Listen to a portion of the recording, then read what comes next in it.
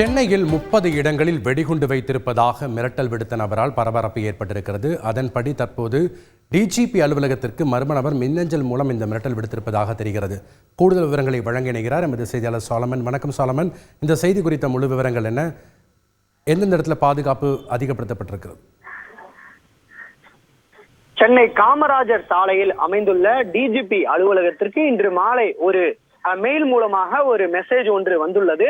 இந்த மெசேஜை பார்க்கையில் அதில் சென்னையில் 30 இடங்களில் குறிப்பாக பொதுமக்கள் அதிகம் கூடும் இடங்களான பெசன்ட் நகர் கடற்கரை, எலியட்ஸ் கடற்கரை, மெரினா கடற்கரை உள்ளிட்ட பொதுமக்கள் அதிகம் கூடும் இடங்களில் சுமார் 30 இடங்களில் பாம் வைத்திருப்பதாக அந்த மர்ம நபர் இமெயில் மூலமாக மிரட்டல் கடிதம் ஒன்றை அனுப்பியுள்ளார்.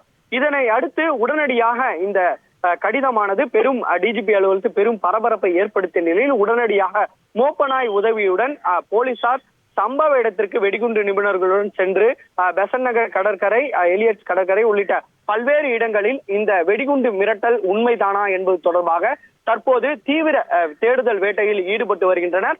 குறிப்பாக பெயர் விலாசம் குறிப்பிடாத இந்த மெயிலில் பாம் வைத்திருப்பதாக என்று கூறிப்பதால் இது பெரும்பாலும் புரளி என்பதாக போலீசார் தரப்புல தெரிவிக்கப்பட்டுள்ளது. இருப்பினும் போலீசார் மற்றும் வெடிகுண்டு நிபுணர்களுடன் இணைந்து இந்த சம்பவ இடத்திற்கு சென்று தற்போது தீவிரமாக ஆய்வு செய்யும் பணியில் ஈடுபட்டு வருகின்றனர்.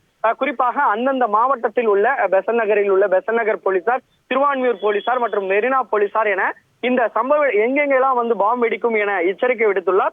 அந்தந்த பகுதியில் உள்ள போலீசாருக்கு எச்சரிக்கப்பட்டு உடனடியாக மோப்பநாய் உதவியுடன் அவர்கள் சம்பவ இடத்திற்கு சென்று தேடுதல் வேட்டையில் தற்போது ஈடுபட்டு வருகின்றனர். மேலும் இந்த நபர் இந்த கடிதம் எங்கிருந்து வந்திருக்கிறது என்பது தொடர்பாக தற்போது போலீசார் தீவிர தேடுதல் வேட்டையிலும் ஈடுபட்டு வருகின்றனர். மேலும் எங்கிருந்து இந்த கடிதமானது வந்துள்ளது என்பது தொடர்பாகவும் தற்போது போலீசார் தீவிரமாக விசாரணை செய்து வருகின்றனர். நன்றி சாலமன், உங்களுடைய தகவல்களுக்கு.